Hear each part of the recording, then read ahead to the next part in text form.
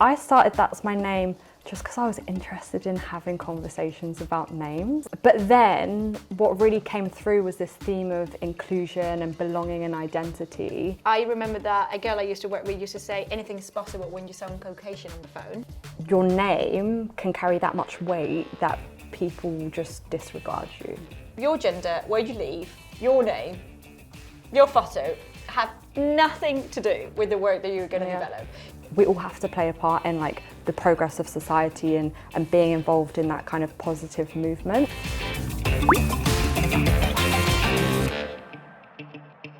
Hi everyone, this is another episode of the Yolk, and today we have Maya Welford here, who is gonna help us kind of discover some things about names and her project That's My Name, which I'm very excited to hear about.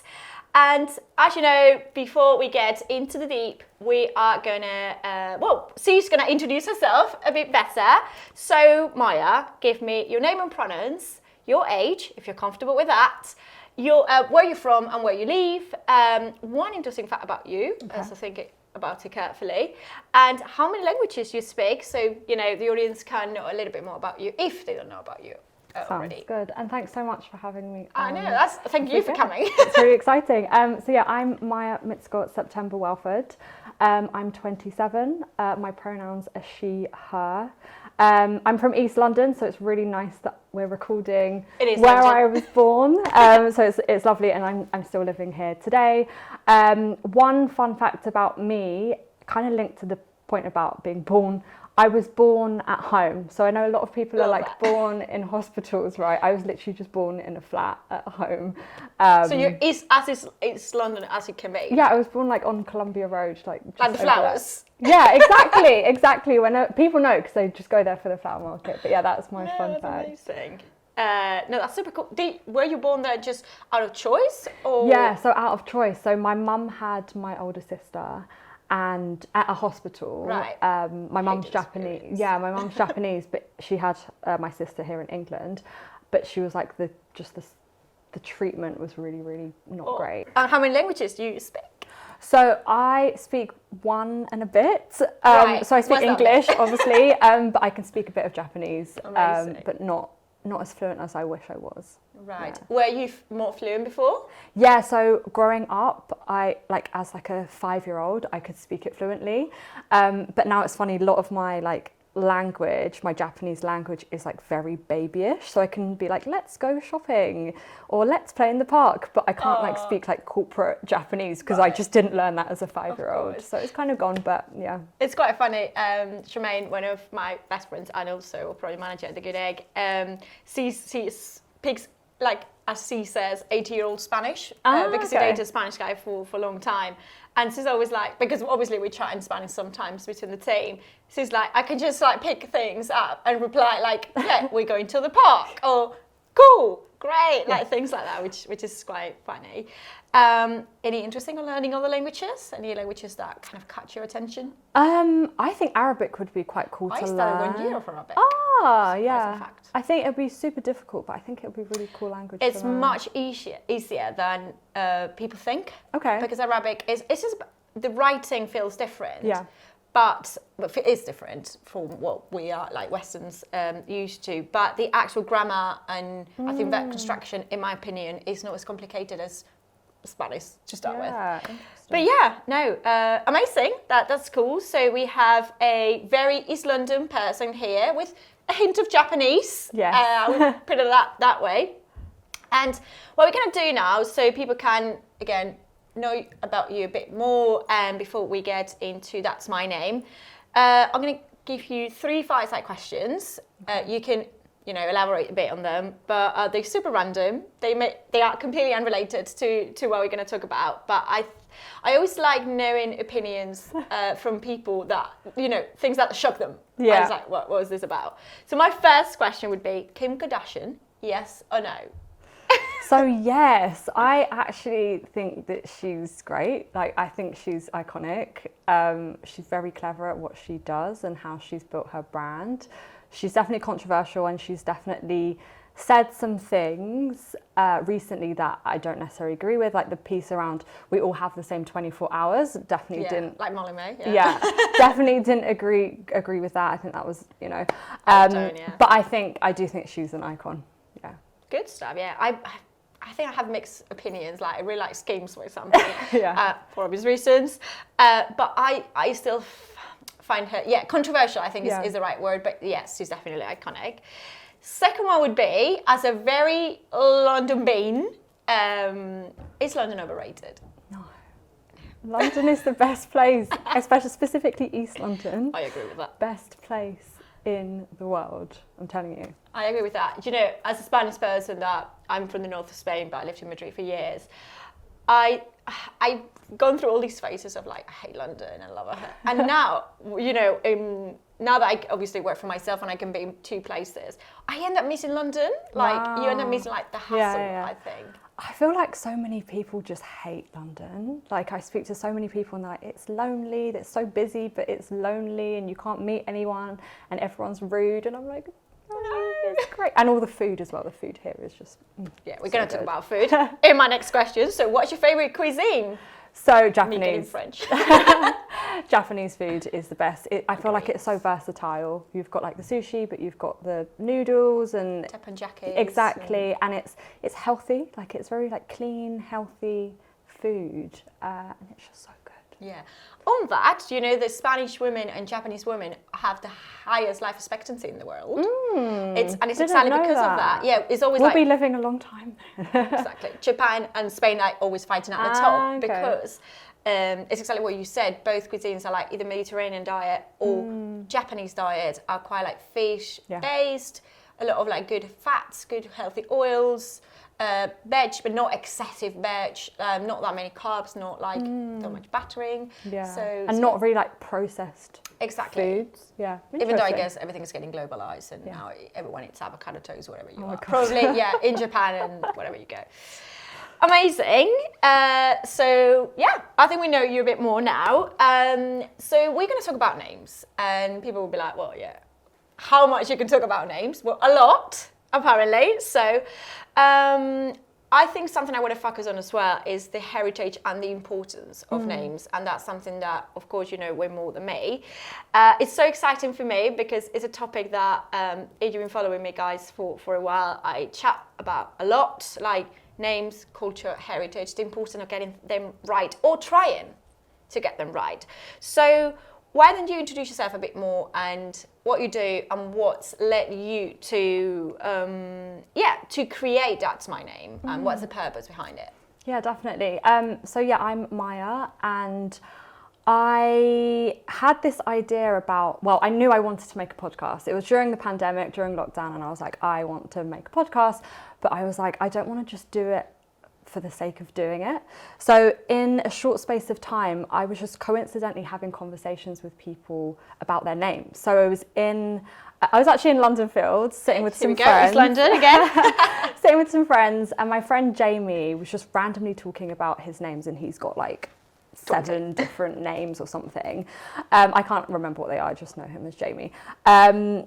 But I was like, oh, that's interesting. And then about a week later, I was having a conversation with someone, and she started telling me about naming traditions in Ghana, specifically the Akan people.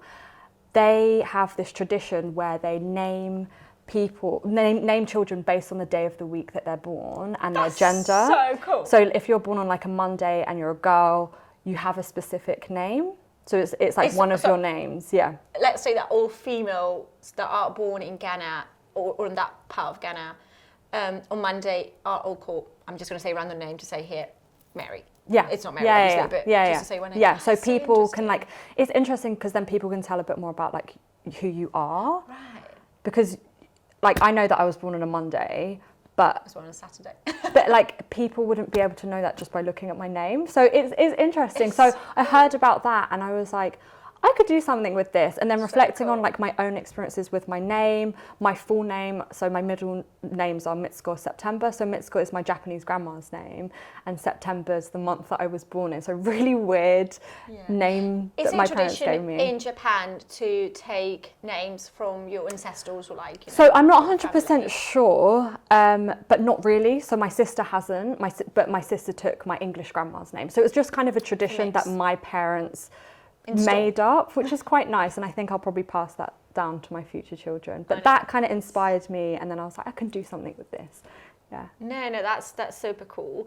And in your daily life, like, do you think that That's My Name has taught you things that you know may not have thought about before, or you know, discover you a whole new range of ideas, concepts, again, things that you never thought that they were there? Yeah, definitely. So I've experienced name mispronunciation here and there, but having spoken to some of my guests who have, I mean, my name's quite easy to pronounce, right? It's 2 syllables, quite straightforward. Normative, yeah. I've had some guests and had conversations with people who have, you know, very foreign names or very names which are very difficult to pronounce, not very Western and so on. And I've had such eye-opening conversations with them around, I've shortened my name to fit in, to assimilate to, you know, English and Western culture. Exactly, That's me. Exactly.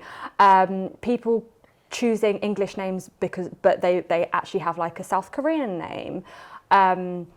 Those kind of stories have been very, very eye-opening. And one in particular I want to share is I had a guest on my podcast called Princess.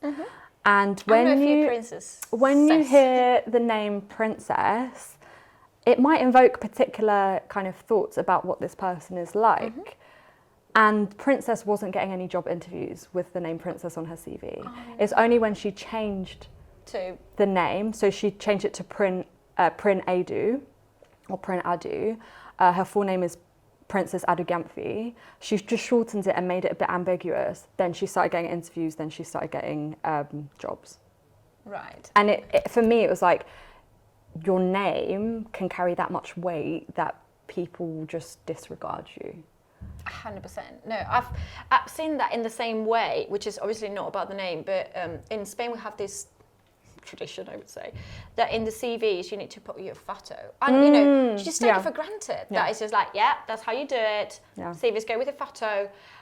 And sometimes with an address, which I find even like a GDPR breach. And a date of birth as well. And a date of birth. And a gender. I like all those things that, to be honest, your gender, where you live, your name, your photo have nothing to do with the work that you're going to develop. You can be called Mary Park Bowles and be an absolute shite at your job. Like, it doesn't really matter. We can say shit and fuck and everything like that. It's my podcast, so we can say it. But it's unrelated completely, like, to the job that you can do, in my opinion at least. And the photo, like that thing when I receive a CV with photos still like cringes me a bit, because it's like I don't really care how you like look. your appearance doesn't influence how well you can do the job. Exactly. So yeah, no, really, really interesting. I was speaking yesterday with a girl on LinkedIn that she has, sorry if I'm saying these wrong, I would say a Arabic / Indie name. I wouldn't feel comfortable saying which one it is, because I'm not entirely sure, but I know she's Pakistani, and she was saying that she was not, you know, she was getting a lot of like, yeah, okay, calls or you know, or like maybe replies, but she was not passing through that. And in my head I was thinking, oh God, I really hope that this is not related to, you know, her heritage or her image or her name, because that would be so unfair. And I don't think as Hispanic people suffer that as much, because especially in the US there's plenty of people with Hispanic names. But going back to shorten your name and making it more English sounding, I've done that to my name. So my name, and I'm going to say it properly to the camera, it's Natalia Cortazar Gomez. I dropped the Gomez, which is my mum's surname. We can chat about like traditions on like naming kids. And Cortazar is a very strong Basque last name, which is my heritage as well, Basque, which is like different from Spanish. So I had to drop the accents, the actual like graphic accents, so it's more Cortazar, which sounds horrific. It means old stables in Basque. Okay. So it's very heritage. Yeah. And Natalia is a very easy name to pronounce in pretty much all languages, I guess. But I get Natalie, blah, blah, blah. So I was just like, you know what? I just go by Nat, because if a name that is written in an email and people are still not able to pronounce it or to just write it properly, I'm just going to go by Nat. So everyone just assumes I'm Natalie. So I am guilty of doing exactly what I shouldn't be doing, but it's just, it makes your life easier, doesn't it? Yeah. On that, as you were speaking, someone told me one of their stories. He's not come on the podcast yet, but on his dating profile, he has like, I think he's Sri Lankan, has a Sri Lankan name, and he wasn't getting many matches on like Hinge or whatever. And he changed his name to he changed it to Mitchell. He started getting matches. How mental that is. In something that generally your name doesn't matter, because it's more about like, well, if you're superficial, you can be about looks. Let's put it that way. That you're on Tinder and you just want like a bang or whatever, and it's about looks. I don't really care if that person's called X or Y. But I think it's a subconscious bias. It is. Something that when I moved to the UK, I didn't know what the concept bias was. How mental is that? Because in Spain, I know it's international, and obviously this is something that I've kind of realised as me being an immigrant and also living in the UK, and specifically in London. So on that, I would like to ask you like kind of a personal / controversial questions in that sense, like being a white passing woman, obviously with big English heritage, and of course you have Japanese, but you know, if you wouldn't tell me, people wouldn't not assume it by default, right? So I remember that a girl I used to work with used to say anything is possible when you sound Caucasian on the phone, which is something I found really funny, but it's not funny at all. So why getting into these, that's my name, crusade, I would say, when you by default are not a woman that has suffered as much probably name butchering, or probably haven't seen as many races. Maybe you have, maybe I'm super wrong.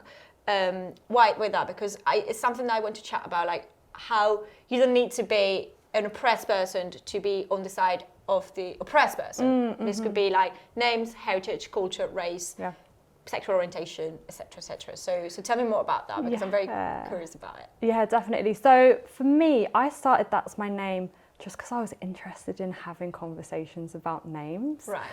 But then what really came through was this theme of inclusion and belonging and identity.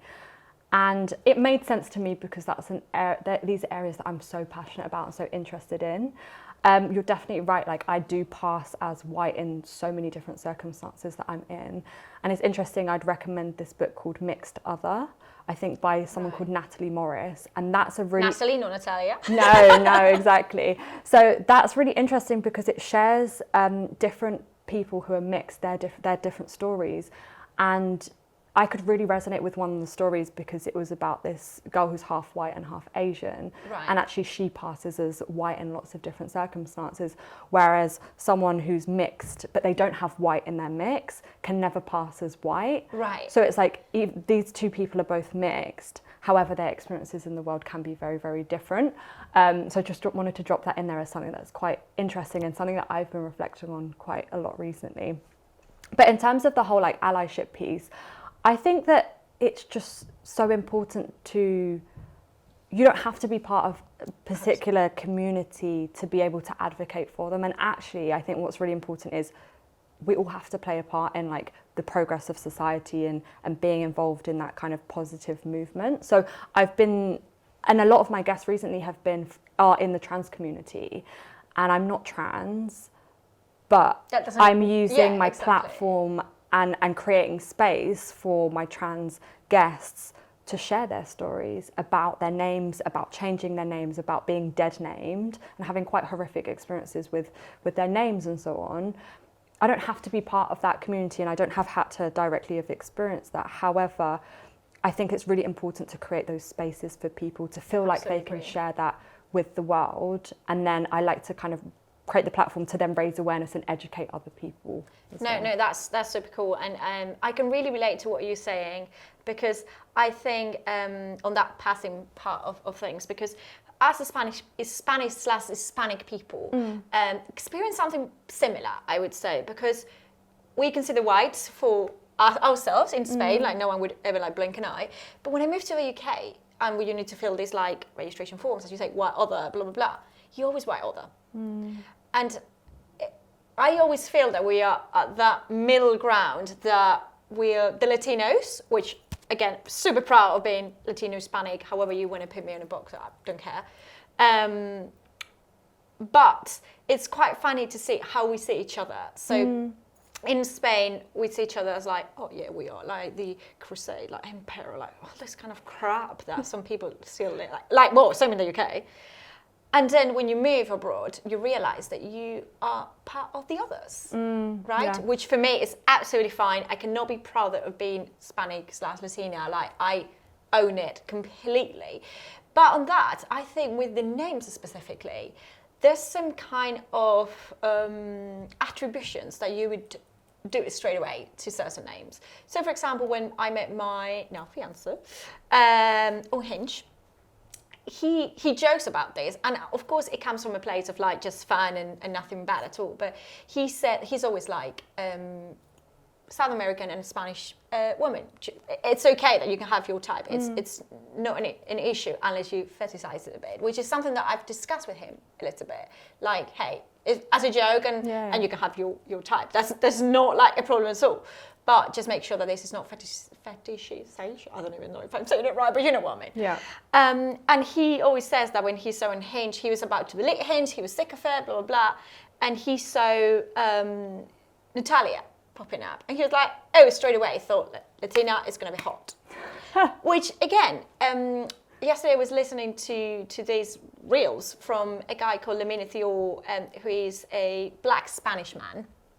And he was saying this, he's brilliant Spanish, but as a black man, he was saying that we cannot discuss the things that we don't like about microaggressions, but take the ones that we like for example, oh, black men are going to have that. And he was saying that, no, mate, like you cannot just take whatever like benefits you, in the same way that as Latino women, I joke a lot about it, like with the BAM and those things as a joke, but we shouldn't take advantage of that and then expect like the other things. I think we when you automatically just see like Lola or Natalia or Maria, some men or women would straight away have an idea straight away of how we look like or how we are, and that we're fiery and we're doing this or that, which is sometimes is true. Same in the same way that Princess said that she was experiencing those issues and those problems for all the reasons, and it doesn't matter if there's prejudices, I'm terrible at those words, are good or bad, they're just wrong, I guess, in a way. Sorry, I just got like carried away there, but I think it's very important that we make sure that we're not actually taking advantage of how our name sounds. What are your thoughts on that kind of taking advantage of it, of people that decide to change their names when they get married? This is a very rude topic for me. Just because they want to sound more like their husband, or because they feel that their husband's name gives them another status. What are your thoughts on that? And of course we can chat about traditions in marriage and names, because as Hispanic women, and I believe the Muslim women have similar tradition to us, which is keeping our names. Okay, what are your thoughts on that? So I think that it's personal choice. Agree. Yeah, I think it's personal choice, and I think that there's sometimes, so I think, and in the UK, it's typically been, okay, I get married, I take my husband's surname.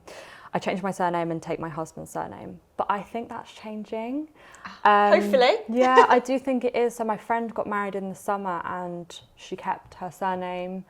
I actually had a conversation and released a podcast episode on International Women's Day this year with 3 women speaking about whether they chose to keep their surname or not.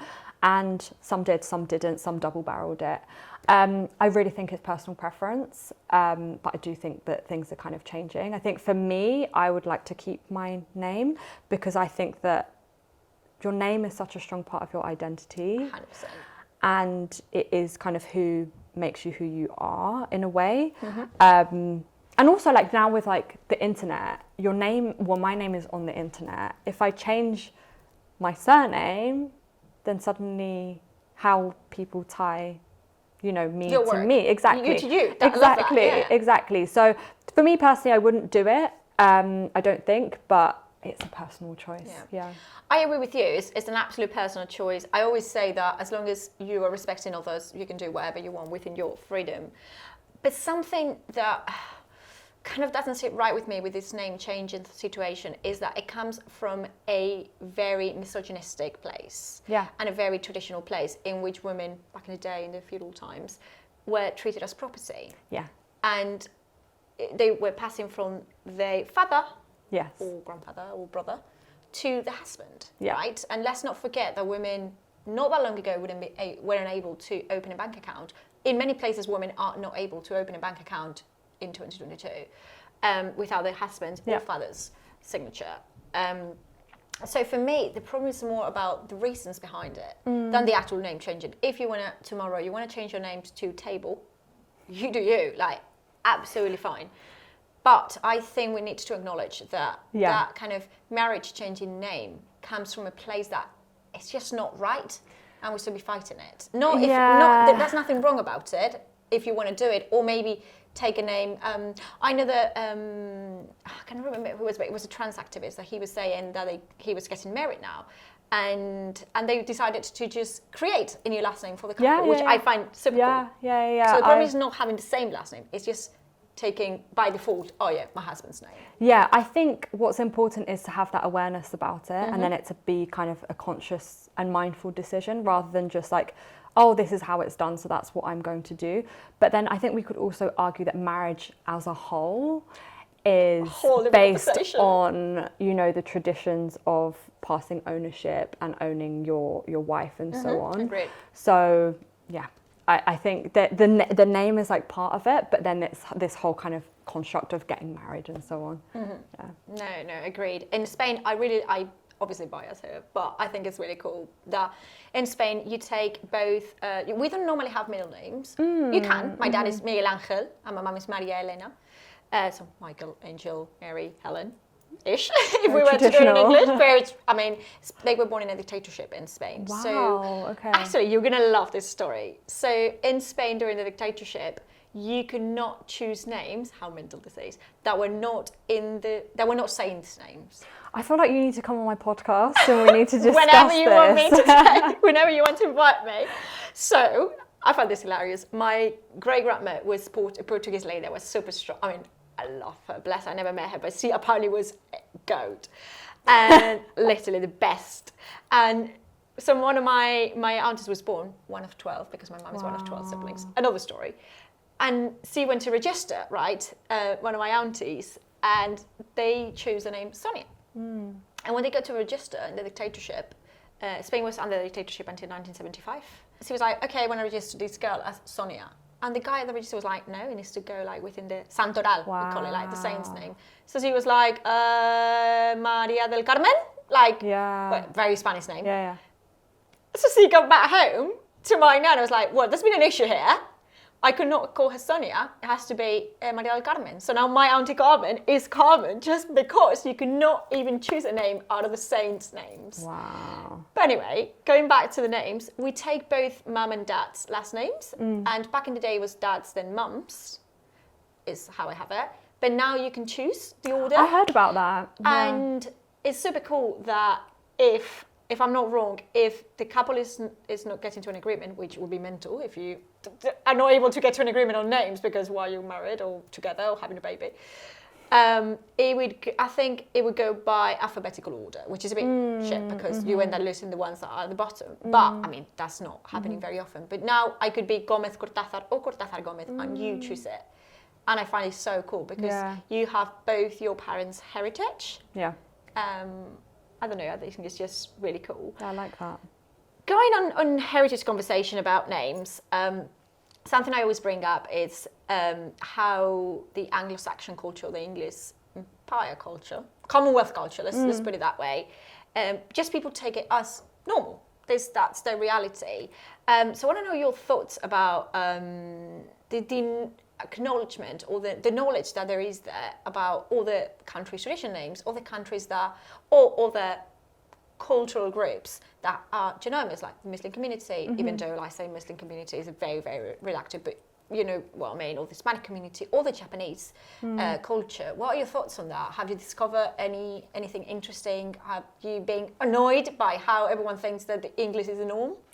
Yeah, so I think that we really, as humans and as people, we assume that our experience is the same as everyone else's, and that everyone it's just sharing the same experiences with us, but obviously that's completely not true. Something that really kind of shocked me was a story from one of my guests called Yerin Yoon. So she grew up in South Korea, and aged 5, she was in her English class, and the teacher wrote down names and put them in a hat, so one for girls and one for boys, and made the girls and the boys line up in the class, and then said, okay, you're going to come and pick a name out of the hat. Right. And she picked out the name, and it was Claire, and the teacher was like, okay, well, now your name is Claire. Going forward, that's your name, that's your English name. And that name kind of stuck with her. But in Korea, so this in is not South even, Korea, no, so exactly. This is not even like in the UK being racist AF. It's just in their own country. It's in South Korea, and I've heard it a lot with, you know, students from China coming over, and they're using an English or an anglicized kind of name to fit in. And I think it's not only like in the West that there's this expectation that you need to like fit in, like English people are so bad at this. Like, we'll go to a different country and expect everyone to be able to speak English. Tell me about it. And it's just not okay. So definitely that's an experience. But yeah, with Yerin, my guest who I spoke to, like, she had the name Claire, and she started like school with it and so on. But then also with a lot of Chinese students who come to study in the UK or in the US, they adopt an English name. And so I think it comes from like the Western side, kind of expecting that of others, but then also from like it's self-imposed as well to assimilate, to fit in. I know quite a lot of people. As I said, I work with a lot of Asian. Again, saying Asian is like Chinese and also Asian countries, people, and the people that come from Thailand, Singapore, Malaysia, they just usually keep their names because they're usually written in Western alphabets. So I guess it's easier to assimilate. But the people that have a Chinese name, that obviously it's difficult to translate character-wise to Western alphabet, they try to take a name that sounds similarly. So we're working with this girl that, if I'm not saying it wrong, is Gio-Nay or something along those lines, because she's never introduced herself as such, but I've seen her in the email. And she would introduce herself as Jenny, which I find interesting. And you know, like, it's just something that it's just wrong. Like, we shouldn't be having to do that. If you want to do it, it's just okay. Yeah. Well, I mean, there's so much we can chat about names, and I don't know if there's anything else that you would like to say. We always focus on creativity here at The Good Egg, and I really want to have you here because I think the creativity you put into something that by default you would not think is creative, that is a name, or how to address such an important issue with creativity, which is creating a podcast that's called That's My Name.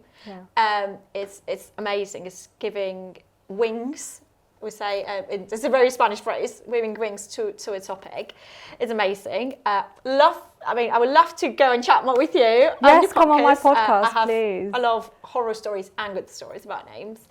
But before we close this chat, I always ask my guests something, because this is called The Good Egg and the Yolk. So the question would be, I hope you're not vegan. I'm not. Perfect. How do you like your eggs? I like them perfectly poached. Perfectly poached. Okay, whatever that means. Yeah, so like, you know, poached can be quite difficult, but Yeah. you need to just poach them perfectly. Properly. Yeah. No, amazing. Well, thank you so much, thank Maya. That you. was amazing. I'm so sorry we don't have more time to chat, but we will. We will. And, you know, if anyone has any questions for Maya or myself, I'm sure that she would, you know, respond them. And we've tried to be as respectful with all names that we mentioned today as possible. So sorry if we have mispronounced anything. But yeah, thank you so much. Thank you.